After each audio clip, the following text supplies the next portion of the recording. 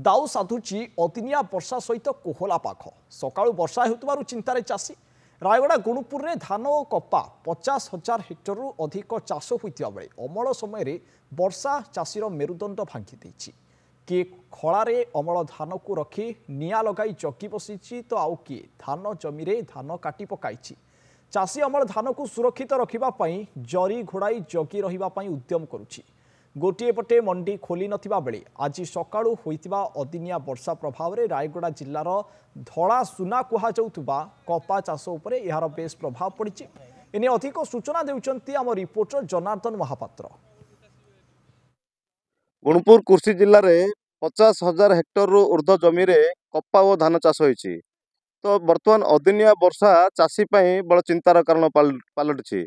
देखिए अदिनिया वर्षा आज सकाल भोर सकाल आरंभ होइछि। झिपझिप वर्षा लगी रही बेले कोहला पाग रही। चाषी माने निजर अमल धान को खलारे पकई रखिंट। अन्यपटे कपा गुड़िक गछरे पानी बाजिकी कपा गुड़िक नष्ट होबार लगी। तो आज रही किसी चाषी कौन रही प्रतिक्रिया नवा कौन कहे सर जो कपा जो चाष करते कौन कहे केमती क्षति सब आज्ञा वर्षा तो नष्ट कर दउछि।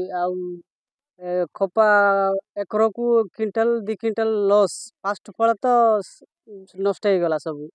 आउ एबे सेकंड फल भी एबे वर्षा को अदिनिया वर्षा को नष्ट हो जाउछि। आउ किस करो आज्ञा सब तो नष्ट आ दान भी नष्ट हो जाउछि।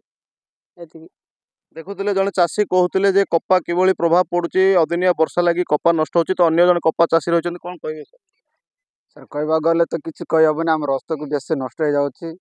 आगे तोड़ा तो वर्षा को बेसी जो कलाई जाइए बाछी तो एक राशि पिछा को क्विंटल बार पड़े से तार कला जाक ए तो नेक्स्ट मैंने 2 नंबर तोड़ा बोला तो वर्षा आरंभ हो जाए। तो तोड़ापी आ टाइम ना मैंने टाइम बोले कि ना बोले तार सुविधा वर्षा को देखुले चाषी किभली कपा चाष करके क्षति सही अदिनिया वर्षा प्रभाव में से कपा गुड़िक किभली नष्ट हो चाषी कहते। तो धान चाष जो मैंने कौन कहे सर से आज्ञा धानटा फर्स्ट तली पकेला बेलू वर्षा वर्षार तली नष्ट होगा।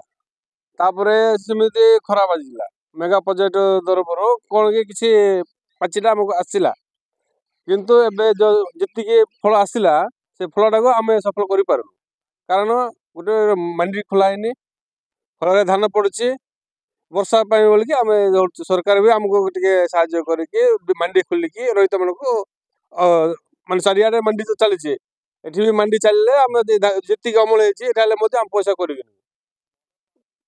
बर्तमान ये जो अदिनिया वर्षा जो खलारे धान पड़ी रही तो किभली देखुं कौन नष्ट हो पूरा नष्ट आज्ञा माने गत वर्ष फुल टाइम रे जो वर्षा आसला फुल सब झड़ीगला धानटा पड़गला पानी देखो बिल केमी अच्छा आम कष्ट पड़ी काटिकी आनिकी खलारे रखीचु एटा भी आमको बांडी जो होता माने आम धानटा पलि था। एबे आम खला को आनिकी धान प्राय 10-15 दिन होगा सेमती खलारे अच्छी आम खलारे रखी पारन।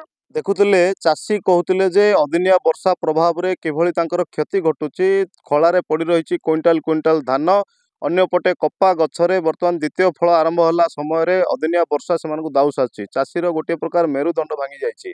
रायगड़ा जिला गुणपुर जनार्दन महापात्र रिपोर्ट नंदीगोष टीवी।